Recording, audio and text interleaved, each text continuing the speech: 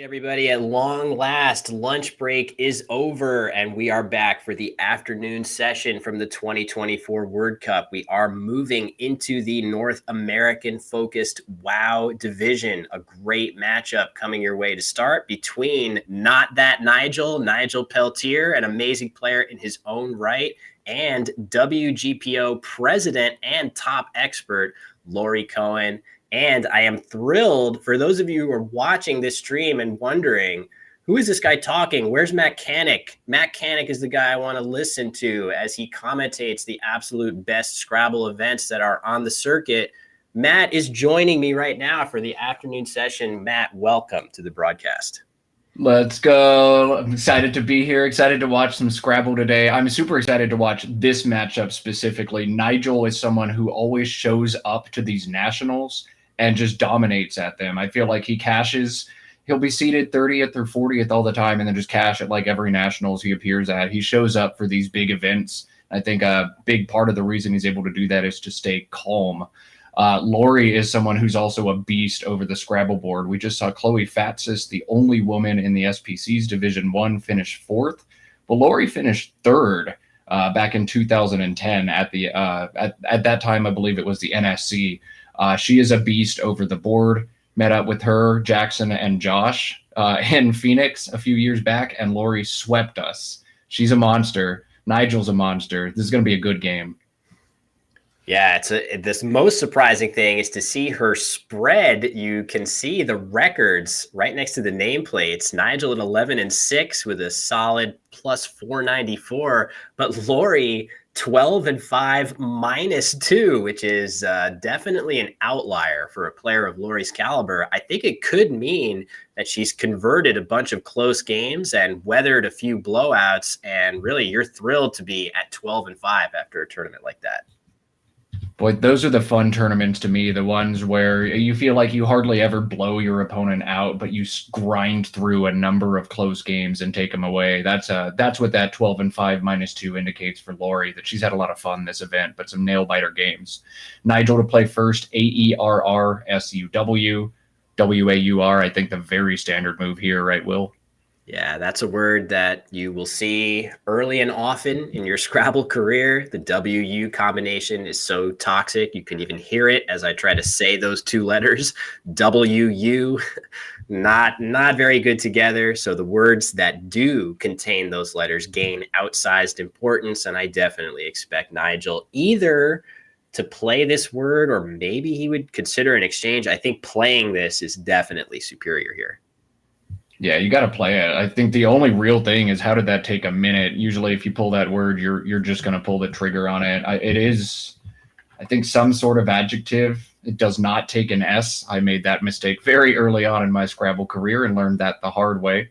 So war, I think, still just the standard play. And what about the placement here, Will? I think put the U next to the double letters, correct, right?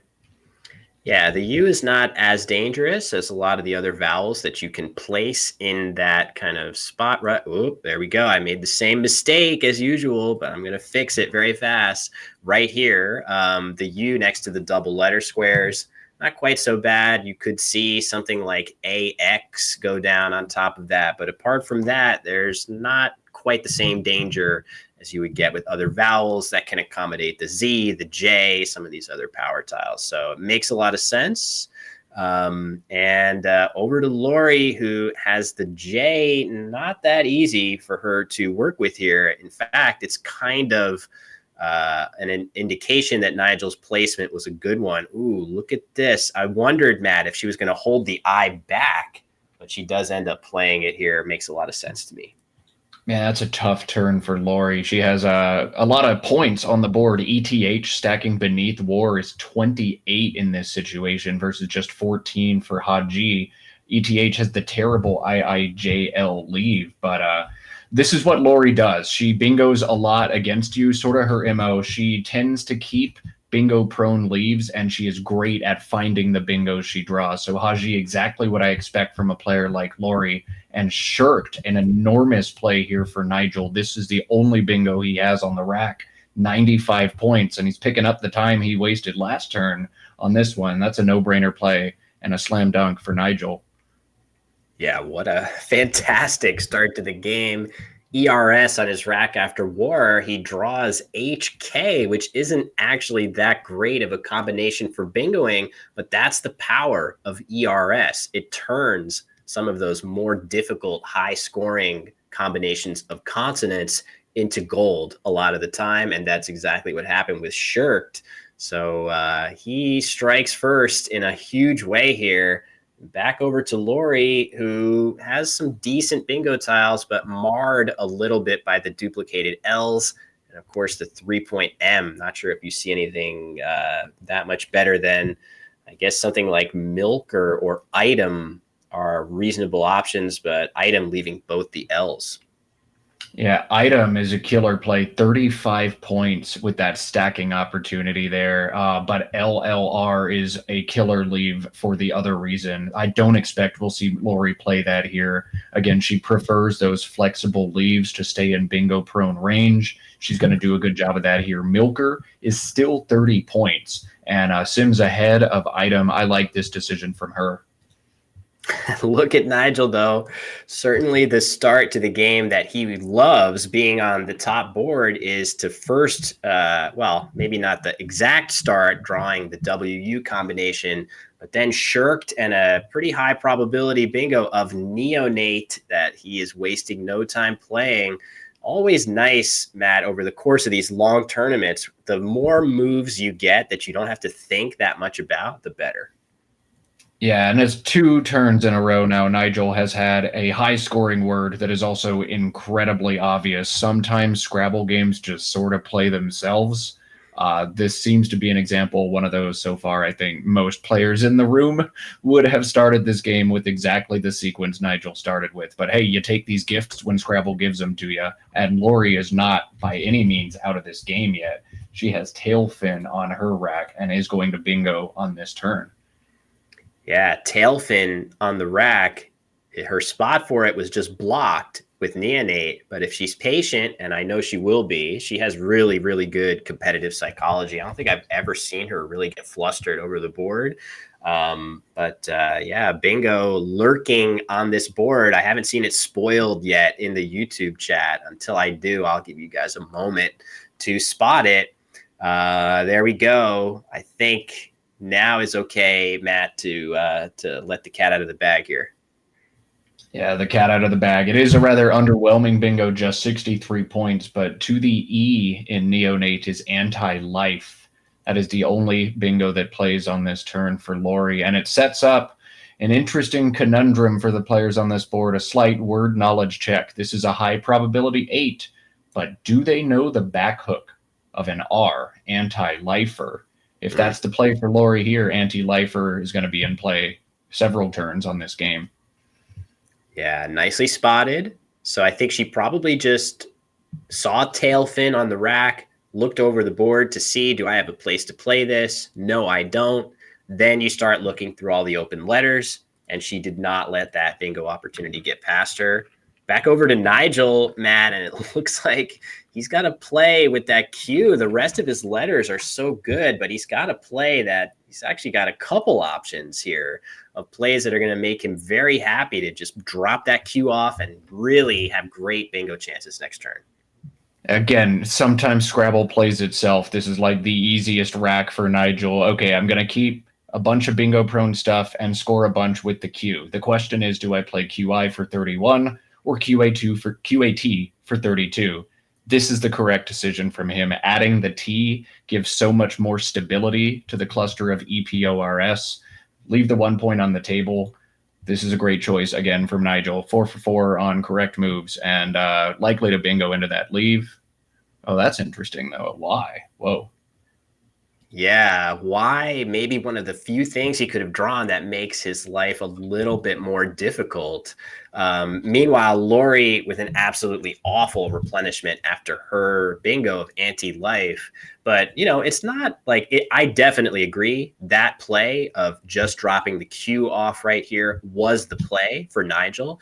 It did warrant at least a passing thought to play cat here. just because this spot right here, ending with the A of anti-life, does offer potentially devastating scoring plays that could hit Nigel really hard by leaving it open. But I do think, Matt, as you said, keeping that T on the rack really pumps up his bingo percentage so much that it is worth that risk.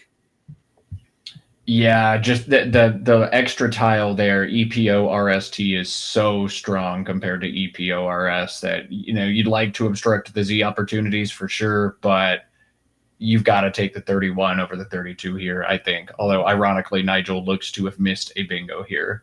Laurie has a little word knowledge check now as well. There's one kind of standout option here. It is a word I had never seen until right now. Plays through the R in Milker, a 6-letter play. Very nice. Yeah, that's definitely one of the few things that would make you not feel horrible to put on the board here. The play Matt referring to Varroa right here. I'm not sure if I'm saying that correctly. I easily could not be. But if Laurie spots that, it's going to stand out. Sorry for my chicken scratch. 26 points, leaving 0-0. Instead, she's going to play a vow, which isn't hugely worse, but it does represent a good size mistake here, I think, Matt. Yeah, I'd never seen the word Varroa, so it's really hypocritical for me to sit up here in the commentator booth and say this was a blunder, but this was a blunder. Varroa is definitely the stronger play if you know it and if you spot it. Still holding on to those double O's anyway, but God, another O for Laurie into it. The BZ. Oh, that's actually pretty fun. Oof. Now the Chi versus Cot decision is looking different in hindsight, huh? That Z definitely is poised to, it's hard to, I guess, I don't see a way to go all the way through here with that play, but certainly just Azo in that spot would be devastating.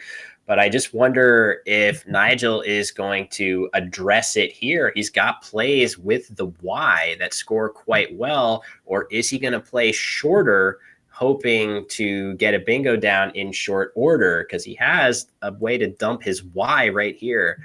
I don't know, Matt. This spot is just kind of scary to leave open. Yeah, this is one of those situations where you cannot fish. You're ahead nearly 100 points. Do not fish. Address the most dynamic spot on the board. Nigel has great plays up top. TEPOY or REP or ROPEY, both massive scores up top. I especially like how Tepoy opens up the front RYA spot for the next turn. So Tepoy, 49 points, set up your R, hold the S with Milker available. That's a slam dunk. Do not fish here. Just take the points, open up the board for your own tiles. Great play from Nigel. Yeah, it looks fantastic to me. I do love the little nuance between Ropey and Tepoy in that spot. Just these tiny, tiny, tiny little details. You never know when one of those tiny details is going to have a big reverberation on the rest of the game. So, could you imagine that Nigel draws a bingo starting with R after, Tepoy? Oh, and he's going to go ahead and play Poetry, which is definitely another reasonable choice. Sacrificing, I don't know if it's sacrificing. He's scoring 2 more points. And instead of leaving 2 good bingo tiles, just the S, and also opening the triple lane. Maybe the tiniest inaccuracy, but Matt, I don't quibble with this that much. I quibble with it a little bit more. Like those subtle nuances, again, are what separate the very, very top players from other people who are very good, but not that top notch. Just a small misplay there. But again, these are the things that break my heart. Those are the things that help people turn that corner. Nigel's going to kick himself, I think, when he connects these dots, but just a little misplay. But if Nigel gets tripled right here, we all say in hindsight, like, man, that was terrible. What a blunder. He won't be hard, but makes me sad. You can't always play perfectly. Of course, not in round 18. Yeah. That's a fair point, with 2 blanks unseen too, Matt. Yeah. All right, I'll stop. Laurie has the R that she needs to play above the YA setup. So rather, Nigel wouldn't have ended up cashing his setup anyway. Laurie has Orzo, ORZO, for 47 up top. ABO is not a particularly stellar leave, but 47 points is 47 points. That is, I think, easily the best play here for Laurie. She's just got to spot it. Yeah, it looks good. I mean, another play that's worth at least passing consideration. I don't, if the scores were reversed, I might consider what Laurie's got set up on her rack of just playing Oba here. And that is what she's going to do. I feel like that has a great deal of merit if she was the one ahead by the score that she's up in this game, scoring 33 and leaving the Z for next turn. In fact, leaving Orzo for next turn, the very same letters that she would be playing in that spot. And, you know, the very similar plays. But I think if I were her, I would probably have played Orzo and hoped for something miraculous through that P, given the game situation. Yeah, worth pointing out that Oba holds on to Orzo for next turn, so she can still cash in. But I agree that with the deficit you have, like, just leave the spot there. If Nigel crushes you, well, I've already got -2 spread at 12-5, so it's just not my tournament spread-wise. But I would have liked to see the board stay alive instead of damage control from Laurie here. Maybe she thinks with 2 unseen blanks, she's still got time to get lucky in this one, but I think she needs a little bit more urgency on that play. Nigel's found a great draw, ADEGIS blank. He threatens large bingos, but does have a hard decision to make about which one. One bingo plays along the bottom, back hooking Milker for 87 points. That word is agisted. So AGISTED would put the A out in space, allow major plays above and beneath it, keep bingo lines open all game, sets up possibilities for Zeta through the D on the other side. This is a wide open play, but it's 87 points. If Nigel doesn't spot this, he's likely going to end up playing something like Steading, STEADING, back hooking Obas. That's a much more defensive line. And then there's one just nutso option that doesn't even seem to exist on this board. Over on the right side, the freakish play, Adelgids right here for 81. This is bonkers. So Adelgids is magnificent, does the defense, scores the points. Would you take 87 for Agisted, or would you look to kind of control this board, Will? I mean, first of all, finding an overlapping play like this is definitely no walk in the park. It's very difficult already with the blank in hand to identify all of your options, let alone the ones that score all those overlaps. So I think I would probably be considering this play that Nigel ended up making of Agisted versus Steading in this spot. And ultimately, I don't know. At this score, I would potentially consider sacrificing the points here just to keep things a little bit more controlled. I actually really like the way the board shapes up in my favor after Steading, whereas after this play, you're totally right. The not only do you have stuff here, but also here, it's going to be difficult to close those two lanes down in a hurry. Laurie's going to be able to do something that she likes in this spot and leave herself a lane to work with. So either way, I don't really fault Nigel for taking the extra 6 points, but I do feel like there's a thematic principle here that might be more relevant than a small number of points here. Laurie has a massive decision on her hands here. I think several beginner and intermediate players immediately play Zax on that triple word for 56 points, or 66 points rather, and I don't think that's the correct move here. Laurie, with the Z and the X on this rack, needs to think about not just this turn, but next turn. This board is so great for all of those tiles right now. The play of Oxo to the right side of Neonate is Laurie's best play. Man, look at how fantastic this is. Oxo, great play by her. Draws an E, she has Zeta through the D. If she draws an I, she has Ritz through the T and anti-life. And she's got Czar already using the A and Agisted for 50 next turn. This is awesome from Laurie's. Take 55 now instead of 65. That way I get 50 plus again next turn. Fantastic. This is how you mount your comeback. Yeah, I love that play on Laurie's part. It definitely took just a little bit of let's slow down and make sure that we're evaluating all of our options. Nice job here by Nigel to, I was going to say, a huge benefit for Laurie is that Nigel had to slow down with those terrible tiles, but he's managed to dump two of them in a hurry, two of those U's, both the U's that he drew. And maybe one more good draw will get Nigel back in business. But that draw slowing Nigel down just a little bit, allowing Laurie to now bomb her Z is exactly what she needed to just inch her way a little bit back into this game. And remember, the second blank is still lurking. It's a really volatile board. The best part, she's bombed her X, is potentially about to bomb her Z, and this entire spot is still open to just untouched to continue to mount that comeback. All of a sudden, if you're Nigel, you start thinking, man, maybe I should have played steading. Uh-oh, this is scary.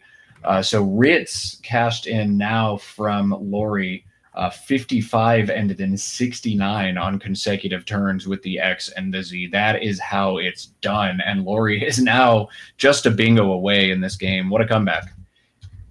Yeah, it would be crazy to see her pick something perfect out of the bag like S blank. That would be a lot of fun for us to see. ER, not the worst thing. Oh man, it's a balanced set of letters, but I don't think it's exactly what she needs right now. It would be amazing to have seen her draw a 7-letter bingo on that replenishment, but of course that was always going to be difficult for her holding CW.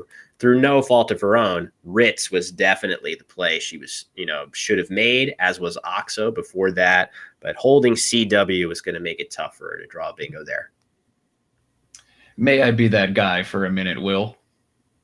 Absolutely. That's why you're here. Everyone wants to hear you be that guy. All right. Well, I don't know if Laurie should have played Ritz last turn, actually. I think playing WIC on top of Agisted, ACER, as opposed to ACEW as a leave. I think WIZ above Agisted makes that bottom line really annoying for Nigel to address, and that's easily the most dynamic line on the board. Now you need GS or maybe a P to obstruct the bottom. That makes it really difficult for Nigel to do anything. And ACER bingos a lot. ACEW almost never does. So maybe Ritz was a little bit rushed there, but that was the plan. After Oxo, I'm going to draw an I and play Ritz. Maybe Wiz was better. Keep in mind, too, that with a better bingo leave, you actually threaten 7-letter bingos with overlaps here, too, which would be absolutely devastating in addition to the ZA spot. So I'm starting to come around to the idea that Wiz is kind of another crazy like a fox idea, deferring a few points exactly the way she did with Oxo. If she can draw a bingo in this spot, it's going to score north of 100 points, and that is exactly what she needs. What would she have drawn if that R was a W? It's been pointed out. Art Moore in the chat. Nice to see you, Art. If she could change that W to an R right now, she would be threatening clearer right here for an absolute bomb of a score, which is kind of crazy to think about.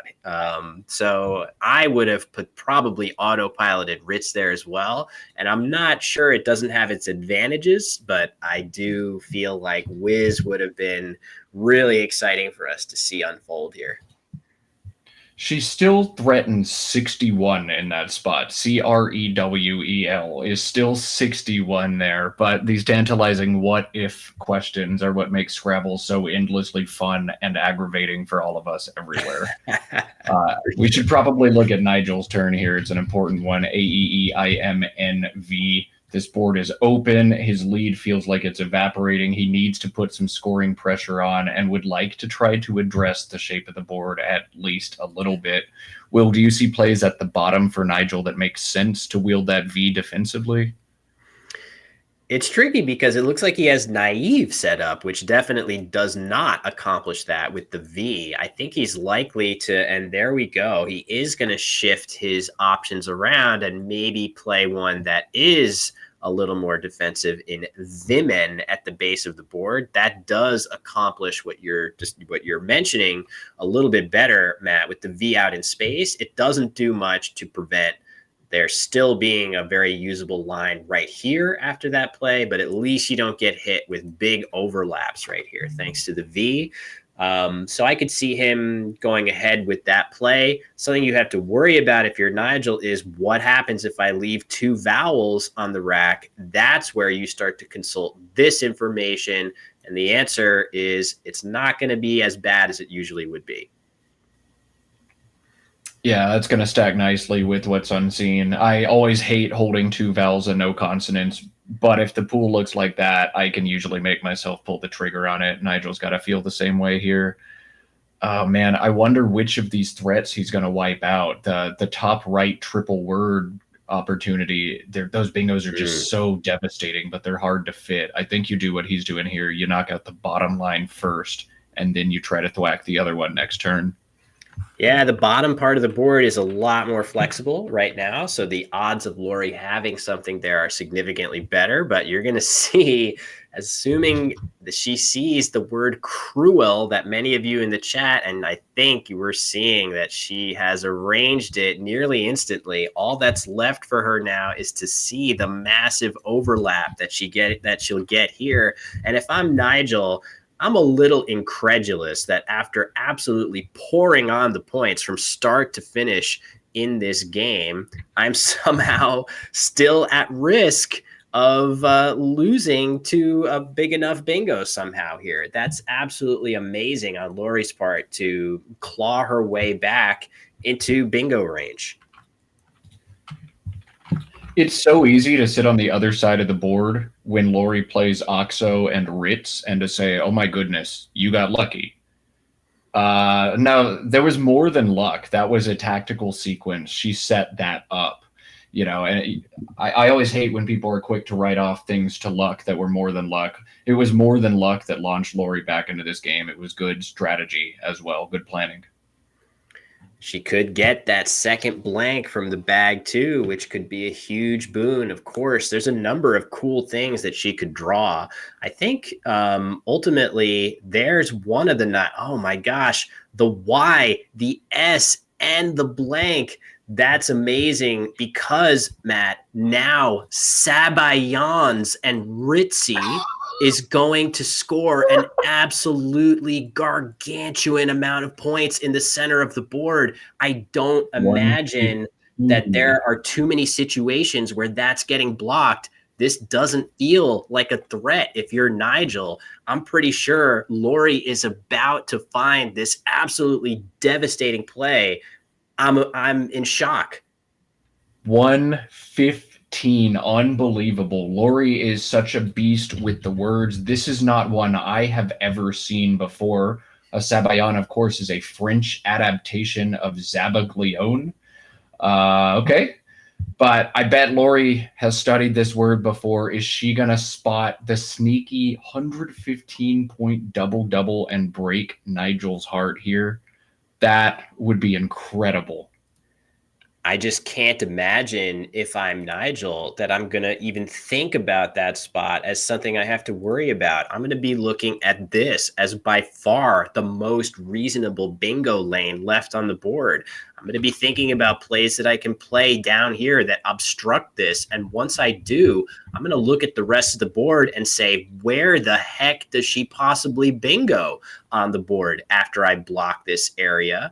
A 3-letter play here, yes, it would give comeback of a 7-letter bingo on top, but that in turn would allow Nigel to simply counterplay to the triple a lot of the time and maintain his lead. So if I'm Nigel, I'm going to feel great about a short play in that spot. And maybe I just play EF right here to totally take away any possibility of my move giving Laurie a new lane on the board. That looks like a very natural play, Matt, from my POV here. Man, yeah, like just a 4-letter word there makes so much sense. Geta, GETA, or EF, as you put down, like all of this makes so much sense. Of course, Nigel's going to do that. Now it's on Laurie. You have drawn the most ridiculous miracle ever. Now, can you find it? 115 is Sabayon's the double-double. Oh, my goodness. Let's see how she arranges those letters. This is it. This is her ticket back in this game. I would say that maybe what's going to help her here is that, of course, you're going to be thinking about the Y hook to Ritzy, that now that you've drawn it. If she was thinking about plays that could have gone here, she's now going to be forced to pivot away from them and look elsewhere on the board. So all that being said, I do feel like her chances of eventually seeing this are pretty good. But man, if she saw it, it would be on the board already right now, I have to think. So with each passing second, Matt, I'm getting a little more anxious. Oh boy. Oh boy. I mean, these are the moments that top level Scrabble players live for. Like, you've drawn the goodies, you clawed back. Can I close the door? This is so exciting to watch. I'm curious to see. I would, again, never ever spot this play. There I it don't goes. know. Look at it. Look at her. Look at her tiles. There it is. Oh my goodness, Laurie. She's got to sit down. She's just doing the math now. She's just doing the math.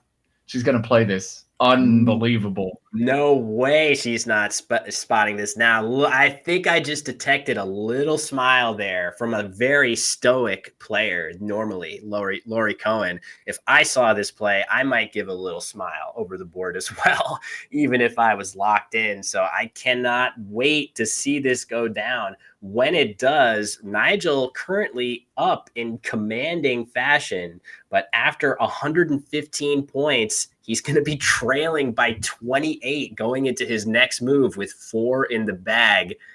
Game is still far from over, but this would be an unbelievable comeback on the part of Laurie Cohen. Most players lost this game a couple turns ago playing Zax at the bottom of the board. And just, man, the fact that Laurie didn't is the fact, like, to give her the opportunity to even be here. I can't even put words together right now. Oh my goodness. Let's go, Laurie. Watch Nigel's face. Oh my goodness. That is crazy. This is pretty epic. A lot of people in the chat saying you got video content out of this, Will, and that, yeah, hard to quibble with that. This definitely is one of the crazier comebacks I have ever seen in a game. Laurie down by 140-ish points after adjusted for Nigel. And Nigel's body language is like, are you kidding me? How? Looking at his score sheet, wondering how could this have gone so awry?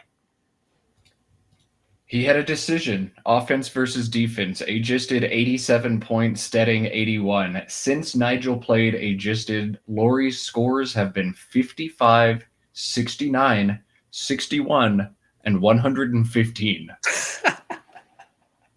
Unbelievable. I mean, that's exactly the sort of disaster scenario that you're trying to avoid by sacrificing some points. You know, I think I'm not sure exactly how I phrased it, but I think I said something like a handful of points extra on this move doesn't feel as important to me as the thematic principle of leaving a difficult board for your opponent to come back on. And you're kind of seeing it here.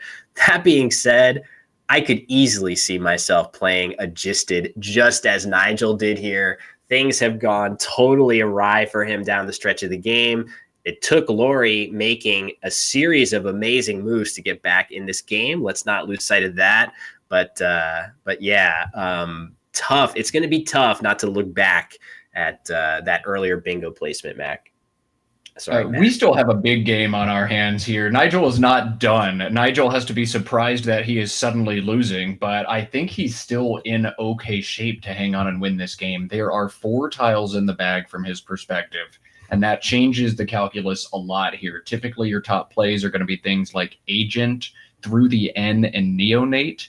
The problem is that plays exactly 4 tiles. So you're in a 7-on-7 end game, and it's Laurie's turn. She's almost always going to beat you to the punch and go out before you. And in a nail biter like this, the player who goes out is almost always the one who wins. So Nigel's got to spend a lot of time here. He wants to look for options where he'll play just 1, 2, or 3 tiles, or maybe shell out and go all the way for a 6-tile play. But I think he's got to look for a 2 or 3 tile play that still scores points here. I don't see many of those. but he's not done in this game. What stands out to you, Will?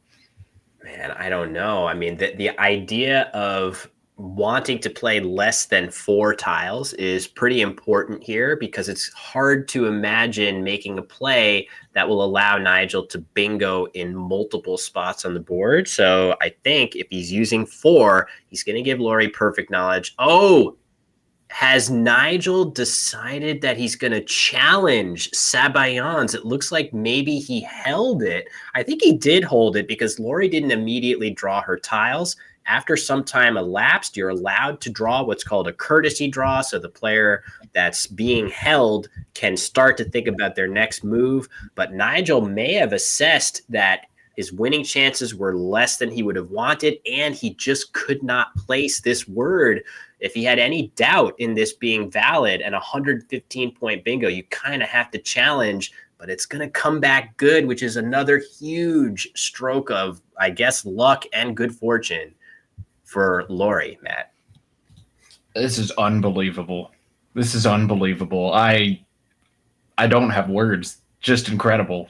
Scrabble, the gift that keeps on giving. Yeah, it's an absolute banger. I mean, God, why didn't we get Matt on the stream earlier? It's just bangers follow you wherever you go. Bangers follow me wherever I go. I got Harshawn versus David Eldar in that insane World Championship final. I just got to do Mac Meller versus Ian Weinstein last week. And my first game on the set, we get this one. Y'all don't go anywhere. Every time Matt Canik is in the booth, we're going to have an awesome freaking game of Scrabble. I mean, I don't know how it's continuing at this. I mean, I feel like the content has been unbelievable lately. But yeah, this is an astounding one. Brutal loss in the making. I guess it's technically possible that Laurie could somehow not wrap this up from here, just because if you look at the unseen tiles from her perspective, they are still very good for playing bingos. I guess she has to at least consider the possibility of, could Nigel somehow still have a bingo through this S or A? Is she going to try to obstruct those lanes right now? Or is she going to assume that if Nigel had a bingo in those spots, he would have played it? And can she just go for points elsewhere with something like Daft? That surely gets her enough points to win any endgame with ease. I don't know, Matt. Where would you proceed here if you're Laurie? Nigel didn't have a bingo last turn because he wouldn't have challenged. He would have played his bingo if he had a bingo. I'm going to empty the bag right now and win the game. I'm just going to play Antacid down from the A. Nigel doesn't get to draw any more tiles. Nigel didn't have a bingo. I'm going to win the game. That's how I'm approaching this turn. It's probably not the spread play, but that wins like 1,000% of the time. Yeah, Antacid looks pretty good. I guess maybe is there some rack some of the time with an S in 5th position that you would hate to see happen? There might not even be a play like that. So maybe Antacid is just a simple win and get out of this game with one of the craziest comeback victories that I can remember in Scrabble. Laurie's got plenty of time to look at that. And if she can't identify a play like that, then Antacid could be a great option. Well spotted by you. Yeah, Antacid actually doesn't give up a single bingo. There's nothing that would play unless Nigel were able to have an 8-letter rack, and then he could have a playable bingo, a 10 on this board. But there would be nothing playable at all after Antacid. Yeah, wow, that is fantastic. And I do feel like even if she goes another route, it's going to be difficult for Nigel to play off however many tiles, as long as Laurie plays either 4 or more tiles. And she is going to play it a little safer here, which gives Nigel a chance to play off a tile somewhere. I think she's still going to be fine, but it does give your opponent one extra chance to make something happen in a creative way here, Matt. Not sure, but she'll probably still be fine. She'll probably survive this one, but this is why I would have emptied the bag, just to not give Nigel any opportunity to be clever, and Nigel can certainly be clever over a Scrabble board. Yeah, we've seen it often enough. You made a mention earlier at the outset of the game, introing the players, that Nigel has an unbelievably consistent performance at these big championship level events with players from all over the country. Very, very few players can boast what Nigel Peltier can, which is that he cashes pretty much every single time he competes in one of these. Knowing Scrabble as we do, it's so easy for things to go awry and to have a nightmare tournament once in a while. And for him to seemingly never do that is a testament to his ability to convert games that would potentially be out of reach for other players. Yeah, he just had to feel like he's going to lose this game after Sabayon. That's the reason he challenged. And he was most of the time, Engine suggesting he was only 20, 25-ish% to win, even with his best options. So that's still, man, Nigel's going to circle this game as this is where the tournament got away from me. This is the baddest beat I've had all week. You know, one of the baddest beats he's going to have in his entire tournament career. But still just an absolutely incredible performance by Laurie. And again, it's so easy to sit there and say Laurie got lucky in this game. Laurie did more than got lucky. She cashed in the X and the Z so wisely and then crushed Sabayans. That's such a tough play to spot. Man, she did it all right this game, but still a really hard loss from Nigel's POV. Yeah, nobody was saying that Laurie was getting lucky in this game when the score was 348 to 157, which it was 5.5 turns into this game, which is absolutely astounding. A nearly 200-point lead that has to be up there with the biggest leads that I've ever seen overcome in a game of Scrabble, Matt. This was awesome. I think every time I sit down and a player takes a 150-point lead, I'm just going to assume they're going to lose the game now. That seems to be what keeps happening. Yeah, man, it's tough. I mean, there's a reason that those leads give you the nice high winning percentages when you're running them through the computer engines. And yeah, I'm just curious if I go back and look at the steading versus adjusted turn.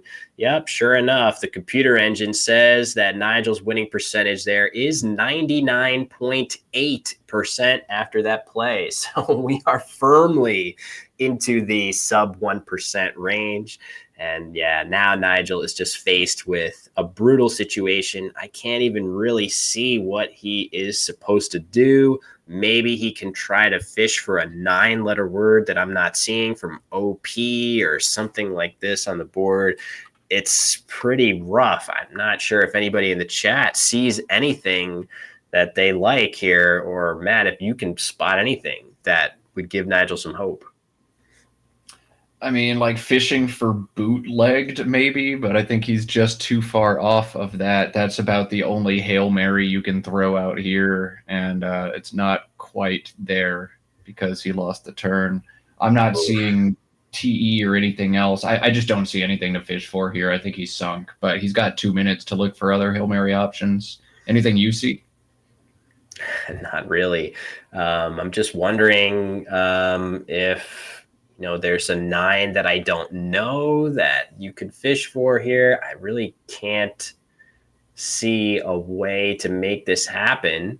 I don't think you can really trust the computer engine that much here because they might not be playing these positions that well from Laurie's perspective. We know that Laurie is not going to open anything here, even if it were normally a nice play that gives you some points. If it opens the board, she's not going to play it. So things are going to be more closed off than a computer engine thinks. My 9-letter word knowledge isn't good enough for me to spot anything like that here. And barring that, it seems pretty difficult to imagine a winning pathway. Yeah, I would have rolled over and died quite a while ago. If you really want to take the shot, I mean, I guess you can play TE and USE and then hope that like Laurie slouches over in her chair or something and doesn't respond to your move. But every human's going to be able to convert the end game from Laurie's perspective. I have so many winning strategies that come up in my games that involve my opponent keeling over and losing consciousness. That seems to be a running theme in a lot of my games where I'm, basically hoping for some kind of nervous system overload. And that doesn't usually happen. Scrabble players are typically pretty lucid and focused. Nor would I necessarily want it to happen. And there we go. Eft is the play. Maybe Nigel's thinking about a 9-letter word of some sort with the remaining letters here. I'm sure he has a thought of what he's going for. That looks like a pretty focused play on his part. Yeah, keeping both G's together, you might have something in mind, but also with 18 seconds left, this might be, I don't know, this scores some points, and I'm just going to put it here and see if the last two tiles give me a miracle. I don't know what he was gunning for, but I do know he didn't get it. And Laurie should hold on to convert this one. Yeah, I think she looks like she's going to be just fine here. The score is close enough that if she somehow, I mean, it's not like a slam dunk, absolutely, that this end game is going to be a walk in the park and she can play absolutely anything here. I'm sure that there are ways for her to potentially misstep here. Just wondering what those would actually be.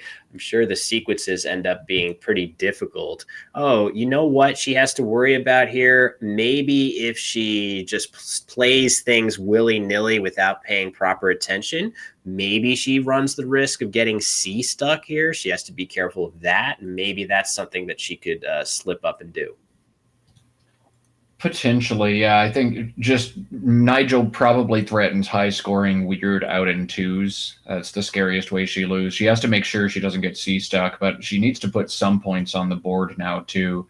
I see in the top right corner of this board are where most of her plays are going to go. Things like ADD and deft, or LEND through the EN is, for whatever reason, what the engine wants her to do the most on this end game. But there are a lot of paths to victory, though I'd be stressed if I were her that none of them are easy. I want out in two here. I want to play this, and then I want to play this next turn, and I don't want to think about it anymore. She's not going to be able to do that. This board's just too mucked up. But she should be able to hold on. She's up 20. She's got scoring tiles. Nigel doesn't have anything crazy. Suggestion that if she plays optical, she will lose. So there are plays that will lose for her here. I guess the idea behind that is she would leave 2 Ds left over, and that would allow Nigel to go out in 2 without needing that many points in order to do so. So Nigel would have a G play here and a G play here, potentially, gates and go. Looks like that would win by 1 point. Okay, that would be the most we have figured out the most heartbreaking possible ending to this game. Laurie playing optical off of OP and allowing Nigel to win by 1 point. That being said, he would have to execute a very precise end game with 18 seconds on his clock, which is much easier said than done. Not all of us are Mac Meller and or Ian Weinstein. So yeah, pretty tough pathway here. I agree that Laurie's going to play something in this top right corner and win with relative ease. I mean, Nigel has geotags on his rack, as chat pointed out. That's a word that was added recently. So if Laurie hasn't seen the new stuff and feels confident and opens a line like, this game could be blown, but Laurie is way too good to blow it. Yeah, I think we're pretty likely to see even anything like CAD or DAD with deft. Seems like it should get the job done. And she's got a lot of time to think this through and make absolutely sure that she's not doing anything crazy. So, wow. Add this one to the pile. I already have a pretty large backlog of video content. Definitely plan on making something really as good as I can muster to chronicle the latest series at the Scrabble Players Championship between Mac Meller and Ian Weinstein. But add this one to the pile, Matt. Haven't seen one like this in a while. This is an instant classic. Yeah, you've got your Tales from the 1% series. This one definitely going to be an addition to that, as Laurie from sub 1% hits plays of 55, 69, 61, and then 115 on 4 consecutive turns to overcome a 155-point deficit and steal a win on a big stage. That was so fun. It's crazy, too. Every round we look at the matchups and we think to ourselves, which game should we pick? And of course, there's no way to know how the games will proceed, but we were looking at this particular matchup and thinking, well, we've got Rafi Stern at the top of the standings, 2 games clear of every other player in this division, but Laurie and Nigel are right there chasing at 5th and 6th overall. Still a really, really interesting game to watch, and that was the game we decided on showcasing this round. It is going to be Rafi Stern versus Jackson Smiley next round, which is another matchup that gets me pretty amped. But man, what vindication for picking this game above all others here. So here is the Engine's number 1 endgame sequence. After Laurie spends 7 minutes, she puts it down and then she picks it right back up. So never mind, we're still on Laurie's turn. All right, yeah, it looked like she was about to play. Was she going to play Lend or Tend? Looked like Lend to me. Oh, okay. So the Engine likes Lend the best. Oh, she picks it up and plays Add instead. I think that looks like it'll be all right as well, in fact. Yep. So that should be just fine for her. Should be fine, and Nigel has to worry about playing fast enough not to go overtime, in fact. Which he does. He's got to go down quickly. And Laurie does not threaten an out, so Nigel's going to have to make yet another move with the 8 seconds left. He's got to be doing math on that right now.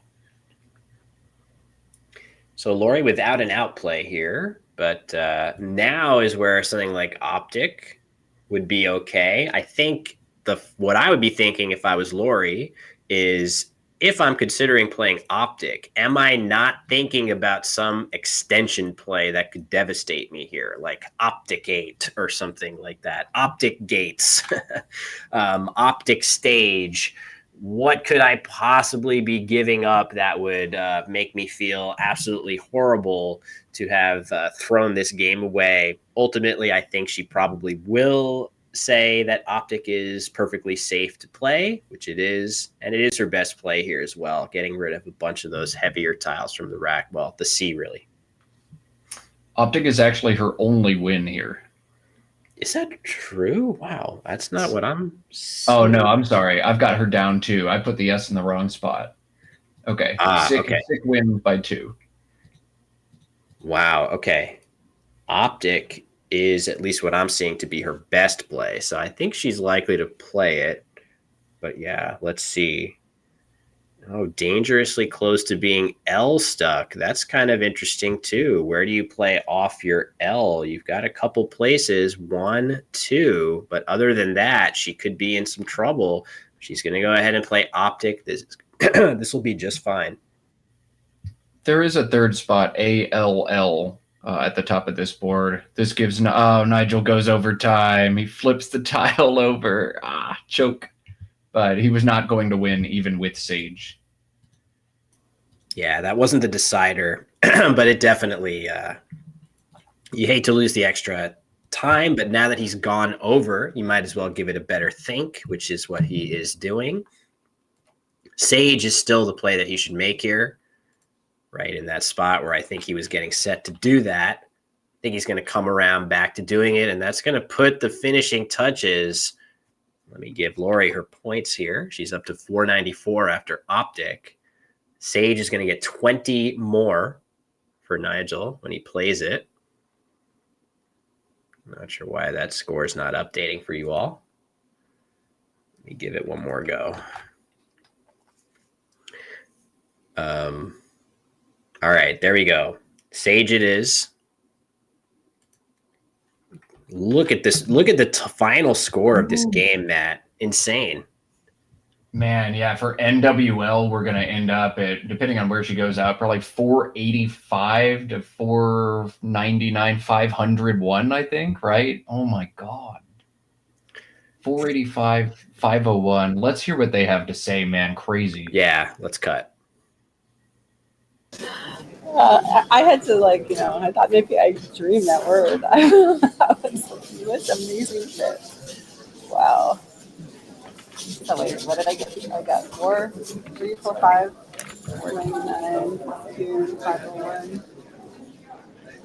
501 to 485. 85. Oh, did you take off 10? Yes, thank you, sorry. 475.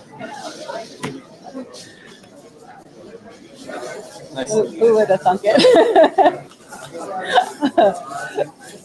You know? I was so far behind, but then like I had the X and the Z at the same time, and I had like good spots for them. Maybe I can do it. But still, I needed 115 point crazy play like that. Well, Yeah. I have two moves in mind that I'm disappointed in myself in hindsight. Like I'm almost certain I like the other one better. One of them was this because it fits right here for just three less points. But this is a much more dangerous line for mega points. I figured this is a little more likely for you to bingo, and so I decided I'll block that, even though it's letting another. But this is only 3 points different, and it shuts down the most dangerous thing, which is your ticket into the game. And that's sure enough what you did. You got a bingo score with some weird tiles, and that's your entrance into the conversation. Right. I mean, cool would have gone here too, but it would have been like 20 less. Yeah. And this after this, I had been thinking about AGET for 28. Oh yeah. 28 AGET leaving SEG. It's a great leave and a great score. But when you played this, it flustered me so bad that I forgot about this, and I scanned for minutes looking for my best response, and I decided that I had nothing that even gave me a chance. It looked like I was out of it. And the thing is, agent empties the bag to give both of us full rack. If I just accepted the agent, it would like tie the game. Yeah. Oh wow. And I'd be leaving SEG, and if you draw those clunkers, I think I'd be okay. I think I might be in the clear. So I really forgot it, and told you. If I played it there, then it would have been great. And I think you were good to play here when you did as well, because I was planning to do AGTS and. I guess I would block my own out. Actually, my outplay is planning to be longer. Never mind. Yeah, I don't. I think my NXT plan was probably not good, but at least it worked. It's good to block here. That's my best. Yeah. That's my best idea. Yeah. I should have played agent and just let that thing go, but I forgot about agent. It flustered me with my luck. My mind went to somewhere else, and I had already lined up agent. But if I just played it, there's empty in the bag, even score, and I'm leaving SEG, and there's clunkers for her to draw. So it's like that would have been the play. I wasn't sure about that, but that's what I should have done. Well, I was ready to play Fanboys here. Oh, wow. Yeah, and then you bought. So I might not have even seen it if you hadn't talked to. But I was looking here. I was looking at something this day. Even if it wasn't a bingo, So it would have been good. Yeah, but once I got live. Such a nice play. Yeah. The Well, thank you. No. I thought of it too. I was tempted, but I was about to. I was gonna I almost put it AGS, and I'm sure you're gonna challenge it off. So I think I knew that. Nice job, guys. Awesome. I'm supposed to watch it. I'll watch it.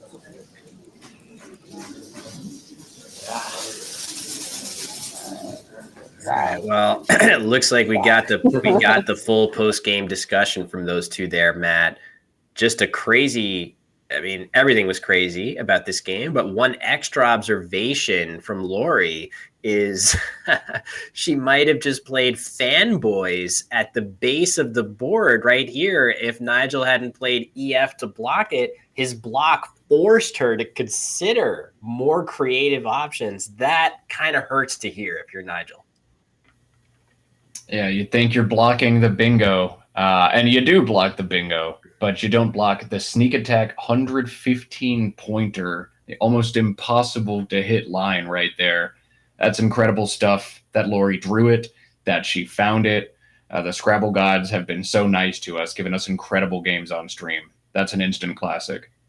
Yeah, really is one of the more memorable games I have ever laid eyes on. Of course, we get Matt into the booth. I can't remember if we've actually commentated together before, but the very first game, if so, is an absolute classic, unforgettable, soon to be YouTubeized game between Nigel Peltier and WGPO president Laurie Cohen.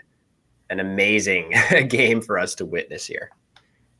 Man, this is one of those games that's right there on the fringe. You must play perfectly if you're Nigel to win this one. You must play perfectly if you're Laurie to win this one. And just a couple points here and there end up making all the difference in the world in this incredible game. That was fun. Well, hard to beat that, but we sure do have a tasty matchup coming up in the very next round. It is our leader in the clubhouse right now, Rafi Stern. Pending his previous round game with Jim Sherrill, he was 2 games up from the rest of the field. But if he lost his last round game, he will be a mere 1 game ahead of 2-time defending World Cup champion Jackson Smiley. Pretty tasty matchup, Matt, between Rafi and Jackson, 2 elite players. Pretty tasty. That's a Michelin star matchup, and that's coming in just a few minutes. I'm stoked for that. All right, let's take a quick break to reset, and we'll be back with Rafi and Jackson in just a couple minutes.